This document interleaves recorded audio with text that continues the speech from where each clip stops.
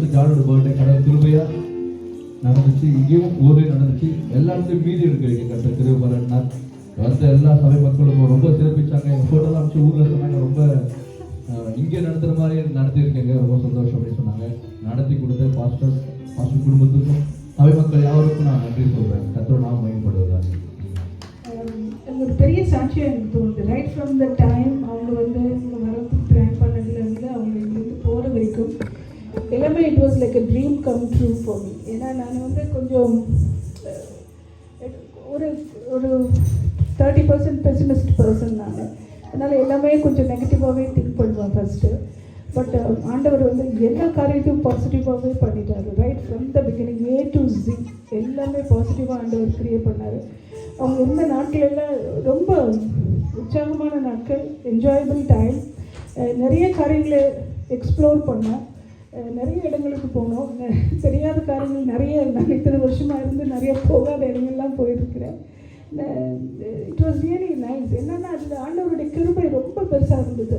அவங்க வந்த காரியம் நோக்கம் எல்லாமே ஆண்டவர் வந்து எந்த ஒரு தங்கு தடையின்றி நல்லபடியாக நடத்தி கொடுத்தார். ஒரு எக்ஸாம்பிள், நாங்கள் காலையில் எழுந்து இன்றைக்கி இதெல்லாம் பண்ணணும், இவங்ககிட்டலாம் பேசி இந்த இதை ஃபிக்ஸ் பண்ணணும், இது பண்ணணும் அப்படின்னு நாங்கள் மார்னிங் பிளான் பண்ணுவோம். நைட்டு நாங்கள் ப்ரேயருக்கு உட்காருக்கப்போ பார்த்தா அந்த காரியம் எல்லாமே ஃபுல்ஃபில் ஆகிருக்கும். அது எப்படின்னு எங்களுக்கே தெரியல. ஆக்சுவலாக அவங்க வந்தது வந்து she was only sponsor to Alder Hey hospital 6 வீக்ஸ்க்கு. ஆனால் அவங்க அங்கே வந்தப்போ அவங்க சிஎம்சியில் யூஸ் பண்ணுறது அட்வான்ஸ்ட் மெஷின், சீமென்ஸ் மெஷின். ஆனால் ஆல்டஹேயில் வந்து ஃபிலிப்ஸ் மெஷின் தான் இருந்துச்சு. அது வந்து ஓல்டு வந்து. அப்போ அவங்களுக்கு ஒரு சின்ன இதுவாக இருந்துச்சு, என்னடா இது நமக்கு சீமென்ஸில் எக்ஸ்பீரியன்ஸ், பீடியாட்ரிக்ஸ் பார்க்க முடியலையே அப்படின்ட்டு. அப்புறம் நான் இது வரைக்கும் எங்கேயுமே யார்கிட்டையுமே எதுவுமே கேட்டதில்லை. ஆனால் நான் என்ன வந்து ஆண்டவர் வந்து ஒரு ராயல் ஹாஸ்பிட்டல் கிளாட்டர் பிரிட்ஜுக்கு இமெயில் பண்ணி கேட்டேன். உடனே அவங்க 1 வீக் போஸ்டிங் கொடுத்தாங்க. அதே மாதிரி வால்டன் இமெயில் பண்ணிக்கிறோம், அவங்களும் ஒரு 2 டேஸ் போஸ்டிங். இதெல்லாம் வந்து நான் நினைக்க சொல்ல மாதிரி எங்கள் சிலபஸ்லேயே கிடையாது. இதெல்லாம் ஆண்டவர் அவராகவே எங்களுக்கு நடத்தி கொடுத்தாரு. அப்போ வந்து நாட் ஓன்லி ஹர் திங், அந்த ஆல்டர்ஹேயில் அந்த டயான் ஈவென்ட்ஸ், அவங்க தான் ரேடியோலஜி சீஃபு. அவங்க வந்து அவளுக்கு ஒரு லெட்டர் கொடுத்துருக்குறாங்க. அவங்க கொடுத்த லெட்டர் வாஸ் ரியலி குட். அவங்க வந்து சொல்லியிருக்கிறாங்க, we have taken your knowledge rather than you taking from us அப்படின்னு சொல்லிட்டு லெட்டர் கொடுத்துருக்குறாங்க. we enjoyed your presence here and thank you for sharing all your knowledge. ஏன்னா 2 இன்சிடென்ட் அவர் சொன்னால், சிஎம்சியில் எல்லாம் எப்படின்னா அவங்க வந்து டிக் பண்ணி, சிஎம்சியில் இருந்தவங்களுக்கு தெரியும், சும்மா இவங்கெல்லாம் எப்படின்னா ஒரு சீக்வன்ஸாக அது பண்ணி விட்டுருவாங்க, அது ஃபர்தராக எக்ஸ்ப்ளோர் பண்ண மாட்டாங்க. ஆனால் இங்கே வந்து 2 பேஷண்ட்ஸ்க்கு அந்த மாதிரி ஃபர்தராக எக்ஸ்ப்ளோர் பண்ணி சில டெக்னிக்ஸ் எல்லாம் சொல்லி கொடுத்தா அதே மாதிரி அவங்க பண்ணியிருக்கிறாங்க. And it work out very well. So we all like her very much. அப்போ வந்து இதெல்லாம் வந்து நாங்கள் எதிர்பார்க்கவே இல்லை, ஆண்டவருடைய சுத்த கிருபை. அது மாத்திரம் இல்லை, இருந்த அந்த 6 வாரங்களும் எந்த வித சுகவீனமோ பலவீனமோ இல்லை. நிறைய இடங்களுக்கு நாங்கள் போனப்போ எந்த விபத்து நாசமோசமும் இல்லாமல் கண்ணின் கருமணி போல் ஆண்டவர் பாதுகாத்து கொண்டார். இது என்ன எப்படின்னா, அது நம்ம உங்கள் எல்லாருடைய ப்ரேயர்ஸ்னால நான் சொல்லுவேன். சபை மக்களும் நிறைய ஹெல்ப் பண்ணுங்க, அதுக்காக நன்றி. அவள் பத்திரமா போய் சேர்ந்தா அவருடைய ஃபேமிலியோடு போயிருக்கிறப்போ ஆண்டவர் இந்த நாட்டில் என்ன எனக்கு ஆசீர்வதிச்சு கொடுத்த தயவுக்காக அவருக்கு கூடான கூடி ஸ்தோத்திரம். தேங்க்யூ. கத்தருக்கு கொடான கொடி சோத்திரம். 2 வீக்ஸ் பிஃபோர் வந்து என் ஃப்ரெண்டு வந்து எனக்கு கால் பண்ணி, நான் லிவர்பூல் ஷிஃப்ட் ஆகணும், எனக்கு 2 வீக்ஸில் வீடு பார்க்கணும் அப்படின்னு. 2 வீக்ஸ் என்ன 2 மினிட்ஸ் நூடுல்ஸ் மாதிரி கேட்குறேன் அப்படின்னு நான். அப்போ அவர் சொன்னால், இல்லை எனக்கு 2 வீக்ஸில் மாறணும், ஏஜென்சி ப்ராசஸ் பண்ணுறதுக்கே 1 மந்த் எடுத்துருவாங்க, எப்படி பார்க்குறது. சரி, இருந்தாலும் ப்ரேயர் பண்ணிவிட்டு ஒரு வியூவிங் போட்டிருந்தோம் ஒரு இடத்துல. அப்புறமா கொஞ்ச நேரத்தில் ஒரு 1 ஹவர் கழித்து அவள் கால் பண்ணுறா, எனக்கு ஒரு நம்பர் கிடச்சிருக்கு தமிழ் குரூப்பில் இருந்து, அவங்க வீடு ரெண்ட் விடுறாங்க, அந்த கால் பண்ணி கொஞ்சம் விசாரிக்கிறியா அப்படின்னு. அப்புறம் கால் பண்ண ஜபசிங் ஃபோன்லேருந்து கால் பண்ணியிருந்தோம். பார்த்தா ஜேக்கப் பண்ண கால் போகுது. அப்புறமா நாங்கள் பேசினோம், அண்ணா இந்த மாதிரி உங்களோட கான்டாக்ட் அதில் போட்டிருந்தீங்க, எங்கள் ஃப்ரெண்டு கேட்குறாங்க அப்படின்ட்டு. அப்புறம் ஓகே சிஸ்டர் வந்து பாருங்கள் அப்படின்னாங்க. நாங்கள் உடனே போய் பார்த்தோம். அவளுக்கும் வீடு பிடிச்சிருச்சு. அவளுக்கு டிரான்ஸ்போர்ட்டு எல்லாமே ஃபெசிலிட்டி நியர்பை இருக்கணும்.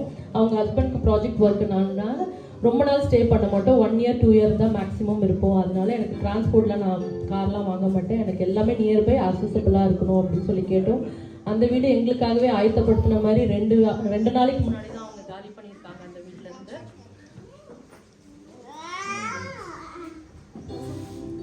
அவளுக்காகவே அது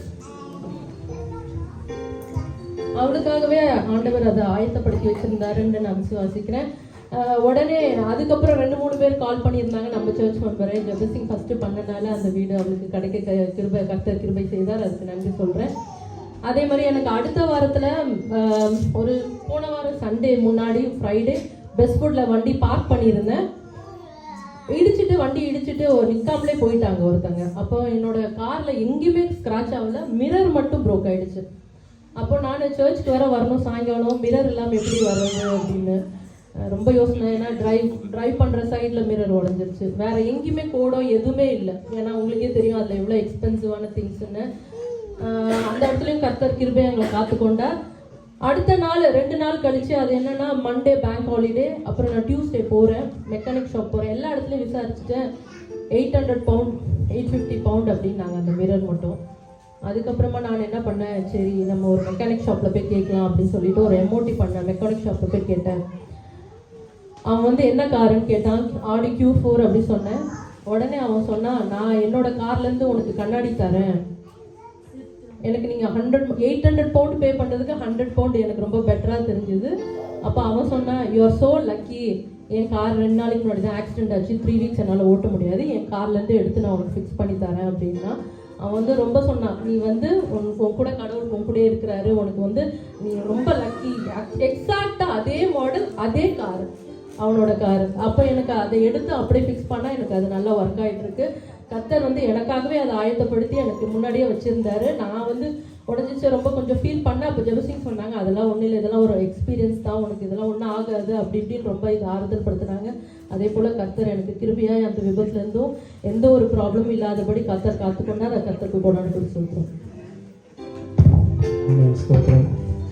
வேறு ஏதாவது சாட்சிகள்? கர்த்தர் கூட அடியனை கூட சாட்சியாக இருக்கிறதுக்கு கர்த்தருக்கு நான் இந்த மகிமையை சொல்கிறேன். நான் இந்த யூகே கண்ட்ரிக்கு ரொம்ப ரொம்ப புதுசு. இங்கே பார்த்தீங்கன்னா நான் மோஸ்ட்லி நான் ரொம்ப கிராமத்து பொண்ணு. கிராமத்துலேருந்து ஏசப்பா என்னை இங்கே கொண்டு வந்ததே ஒரு பெரிய கிருபைன்னு தான் சொல்லுவேன். ஒன்றுமே தெரியாது, எதுவுமே தெரியாமல் ஒரு வில்லேஜ் பிளேஸில் வளர்ந்துட்டு அப்படி தான் இருந்தேன். இங்கே இருக்கிற அந்த கல்ச்சரு, இந்த கண்ட்ரியோட எல்லா பழக்க வழக்கங்களும் எனக்கு எல்லாமே புதுசாக இருந்துச்சு. இங்கே 3 மந்த் ஆச்சு சர்ச்சுக்கு போக முடியாமல் இருந்து. ஃபர்ஸ்ட் வீக் மட்டும் நான் இங்கே அட்டென்ட் பண்ணியிருந்தேன், ஆன்லைனில் செக் பண்ணிவிட்டு. அதுக்கப்புறமா என்னால் கண்டினியூஸாக சர்ச்சுக்கு போக முடியல. நான் பண்ணுற ஒர்க்கும் அந்த மாதிரி. ப்ளஸ் எனக்கு ரொம்ப ப்ரெஷர் கொடுக்க ஆரம்பிச்சிட்டாங்க ஒர்க்கில். நைட் ஷிஃப்ட் போட்டுட்டாங்க. க்ளோசிங் ஈவினிங் 6 மணிக்கு ஒர்க்குக்கு போனேன்னா மார்னிங் 8 o'clock தான் முடிகிற மாதிரி இருக்கும். கண்டினியூஸாக அந்த ஷிஃப்ட்டே இருந்துச்சு. என்னால் ஒர்க் பண்ண முடியல. ப்ளஸ் மென்டலி ஸ்ட்ரெஸ்டு, ஒர்க் ப்ரெஷரும் அதிகமாக கொடுக்க ஆரம்பிச்சிட்டாங்க. நான் 3 மந்த்லேயே எனக்கு ரொம்ப முடியாமல் போச்சு. ஹெல்த் 4 times பிளட் வாமிட் பண்ணிகிட்ருப்பேன். சரியாக சாப்பிட்றதில்ல, ப்ளஸ் ஃபேமிலியோட ஸ்பெண்ட் பண்ணுறதில்ல. ஒரு தனிமையாக ஃபீல் பண்ணிட்டு இருந்தேன். நான் மட்டும்தான் தனியாக ஜோம் பண்ணுவேன். இசப்பா எதுக்காக நீங்கள் என்னை இங்கே கொண்டு வந்தீங்கன்னு எனக்கு தெரியாது, பட் ஆனால் எல்லாமே எனக்கு தப்பாக நடக்குது, எனக்கு திரும்ப வீட்டுக்கு போகணும் அப்படின்னு சொல்லிட்டு நான் ஜோம் பண்ணிகிட்டே இருப்பேன். ப்ளஸ் நான் அன்றைக்கி ரொம்ப ஓவர் ஸ்ட்ரெஸ்லாம் என்ன பண்ணிட்டேன், அவங்க எல்லாமே என்னை கார்னர் பண்ண ஆரம்பிச்சிட்டாங்க. ப்ளஸ் இந்தியன் பொண்ணு அப்படின்னு சொல்லிட்டு ஒரு மாதிரி தனியாக புஷ் பண்ண ஆரம்பிச்சதுனால எனக்கு பிடிக்காம நான் இங்கே ஒரு 6 lakh பே பண்ணி நான் இங்கே ஒர்க்குக்கு வந்திருக்கேன். பட் இருந்தாலும் எனக்கு இந்த மென்டல் ப்ரெஷரு ப்ளஸ் ஹெல்த் இஷ்யூனால நான் ரிசைன் பண்ணிடலாம் அப்படின்னு சொல்லிட்டு நான் ஜாப் ரிசைன் பண்ணிட்டேன். ஜாப் ரிசைன் பண்ணி ஒரு 2 weeks முன்னாடி தான் நான் ஜாப் ரிசைன் பண்ணேன். மெயில் சென்ட் பண்ணிவிட்டு அதோட நான் விட்டுட்டேன். ஏசப்பா நான் திரும்ப இந்தியாவுக்கே போயிடுறேன், எனக்கு இங்கே வேண்டாம் அப்படின்னு சொல்லிட்டு நான் ஜாப் பண்ணி விட்டுட்டேன். அதுக்கப்புறம் நான் வெயிட் பண்ணிட்டு இருந்தேன். ப்ளஸ் ஜாப்ல எனக்கு எந்த ஒரு இதுவுமே பேசலை. ப்ளஸ் நான் அதோட போக வேணாம்னு சொல்லிட்டு ஒரு 1 week லீவ் எடுத்துகிட்டு வீட்டில் இருந்தேன். அன்றைக்கி ஃபேமிலி ப்ரேயர், உமன்ஸ் ப்ரேயர் நடந்துச்சு. ஸோ அப்போ பாஸ்டர் கிட்ட சொல்லியிருந்தேன். எனக்கு ஃபீலிங் ஒரு மாதிரி அலோனாக ஃபீல் ஆச்சு, ரொம்ப தனிமையாக ஃபீல் பண்ணேன்.